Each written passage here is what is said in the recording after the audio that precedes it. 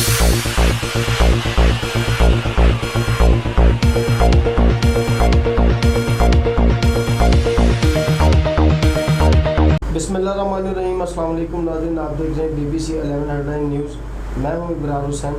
Programme brave views with Sardar Amin Khan Jatoi की नई episode के साथ हाजिर हैं। अस्सलाम वालेकुम। जी वालेकुम सलाम। पीपल्स पार्टी और न्यू लीग का हुकूमत के खिलाफ जॉइंट अपोजिशन एक्शन कमेटी बनाने का ऐलान, इस बारे में आपका क्या कहना है? बिस्मिल्लाहिर्रहमानिर्रहीम। देखें जी, अभी तक तो अपोजिशन में जिसे कहते हैं ना कि वो नज़र नहीं आ रहा दम हम कि वो इस हवाले से कोई हुकूमत को टफ टाइम दे सके। इस वक्त PTI की जो अपोजिशन है ना, मेन वो PTI ही है। वो खुद अपनी अपोजिशन है। इन अपोजिशन जमातों ने 2 साल में मेरे ख्याल में कुछ भी ऐसा नहीं किया जिससे अवाम को कोई फ़ायदा होता। अवाम असल में अपोजिशन का मकसद ये होता है इब्रार साहब कि हुकूमत जो है उसको टफ टाइम दिया जाए, उसको मजबूर किया जाए किसी तरह से भी कि वो अवाम की फलाह व बहबूद के जो है इक़दामात करे।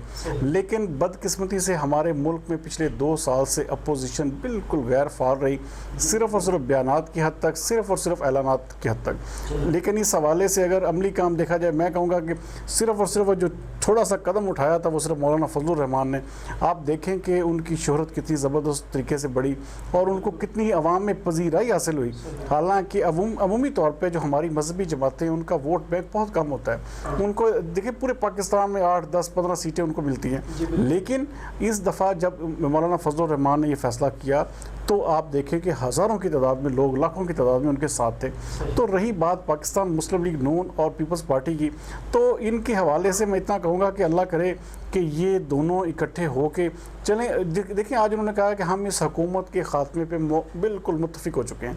तो एहसन इकबाल साहब की बात अगर हम मान लेते हैं इस हवाले से कि भाई मुत्तफ़िक हो चुके हैं जी दोनों पार्टियाँ, लेकिन अब आगे बढ़ें और इस आवाम को जिस तरह की महंगाई की चक्की में पीसा जा रहा है, जिस तरह आवाम के ऊपर आए रोज़ कोई ना कोई नया महंगाई का बम गिराया जाता है।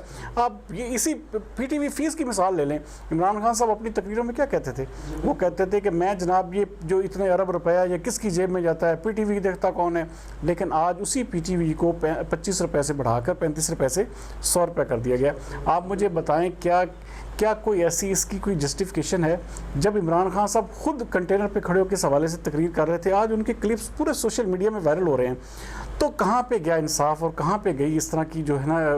लेकिन ये जिसे कहते हैं कि हर चीज़ को आप बलाए ताक रखें, लेकिन हुकूमत और अपोजिशन जो है ये बाहम अगर एक दूसरे के साथ इस तरह हो जाए ना कि टफ़ टाइम दे एक दूसरे को, फिर ही जाके मुल्क के और आम आदमी को उसका रिलीफ का असर होता है। लेकिन वरना हालात जो लग रहे हैं अभी तक 2 सालों में इन अपोजिशन में कुछ भी नहीं है सिवाय अपोजिशन ने सिर्फ़ और सिर्फ तनकीद के, और वो भी सिर्फ कागजी हद तक, वो भी सिर्फ टेलीविज़न या मीडिया की हद तक।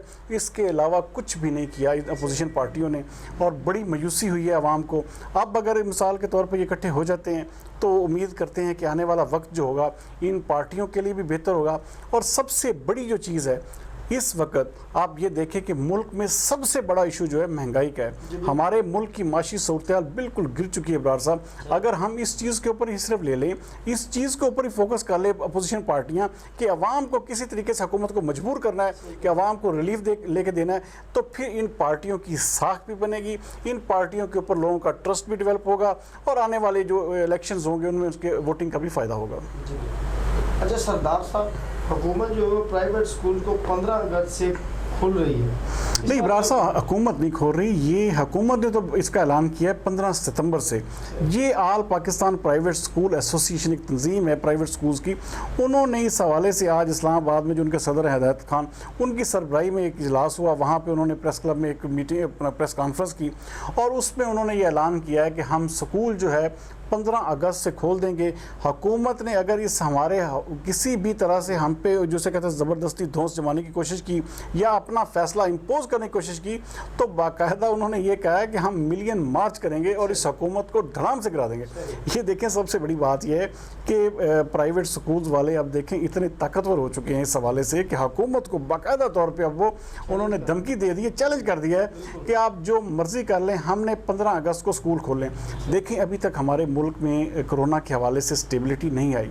ابھی بھی تقریباً 2.5 لاکھ سے اوپر مریض جو ہے اس وقت پازیٹیو رپورٹنگ میں ہے, اور اگر صحیح طریقے سے رپورٹنگ ہو جائے, چلے جائے کہ مانتے ہیں ہم کہ پورے ملک میں اس وقت کرونا کا گراف نیچے ہو رہا ہے, لیکن اگر آپ اس کی پوری اپنا ٹیسٹنگ کریں, پورے کے پورے اپنا جو کیپیبلٹی ٹیسٹنگ کی اس کو بڑھائیں, تو یقین مانیں یہ مریض جو ہے ڈبل سے ٹرپل ہو جائیں گے.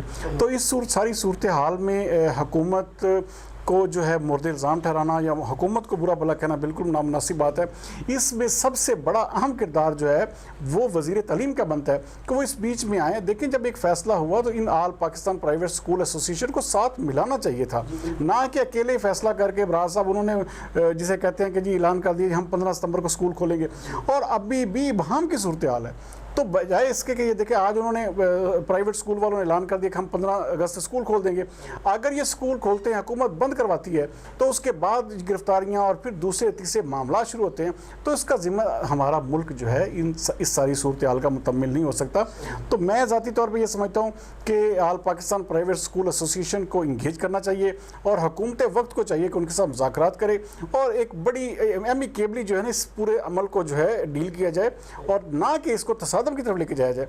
اس کے اوپر جو ہے باقاعدہ بحث مباحثہ کر کے ایک باقاعدہ ایک ڈیٹ جو ہے نا فریم کر لیں, اس کے مطابق جو ہے اسکولوں کو اوپن کیا جائے, نہ کہ یہ لڑائی کی شکل. دیکھیں کوئی بچہ اگر اس سارے ایونٹ میں, اگر اس سارے انسیڈنٹ میں کوئی مسئلہ بن جاتا ہے, کوئی ایسا حادثہ رونما ہو جاتا ہے, کوئی ثانیہ بن جاتا ہے, تو کون اس کا ذمہ دار ہوگا؟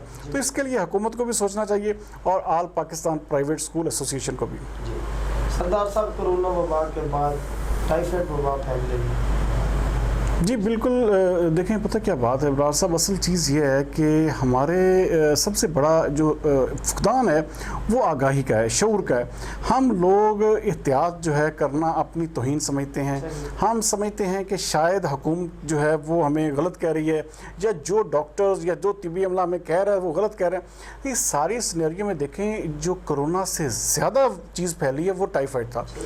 ہر بندے دوسرے گھر میں ہر دوسرے بندے کو ٹائیفائڈ نے اپنی لپیٹ میں لیا اس سارے عرصے میں, اور ابھی بھی جو ہے ٹائیفائڈ جو ہے وہ بخار جو ہے اس حد تک اب اوپر آ رہا ہے کہ اس کی جسے کہتے ہیں کہ اس حوالے سے باقاعدہ طور پہ محکمہ صحت نے کل ایک مراسلہ جاری کیا ہے کہ عوام الناس میں اس حوالے سے آگاہی پھیلائی جائے, کیونکہ ٹائیفائڈ جو ہے وہ بھی اتنا ہی خطرناک ہے.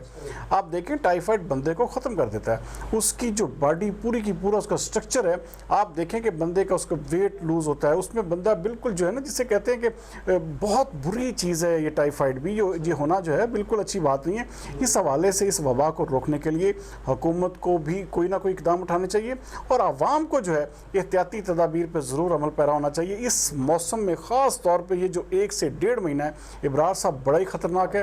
آپ یہ سمجھیں کہ حکومت نے جو جیسے بات کر رہے تھے نا 15 ستمبر کو, اسی سارے سینیریو کو دیکھتے ہوئے حکومت نے 15 ستمبر کا فیصلہ کیا تھا, اور اب امید کرتے ہیں ہم اس حوالے سے کہ انشاءاللہ تعالیٰ 15 ستمبر تک جو ہے یہ ساری صورتحال, یہ وبا کرونا جو ہے, اور ساتھ میں یہ جو ٹائیفائڈ ہے, کیونکہ ٹائیفائڈ جو ہے اس وقت پورے سندھ میں پھیل چکا ہے, اور بہت سارے پنجاب میں جو ہے, پنجاب میں ہر دوسرا گھر اس کی لپیٹ میں ہے. تو اس حوالے سے جو ہے نا کوئی نہ کوئی میز اٹھانے کی ضرورت ہے.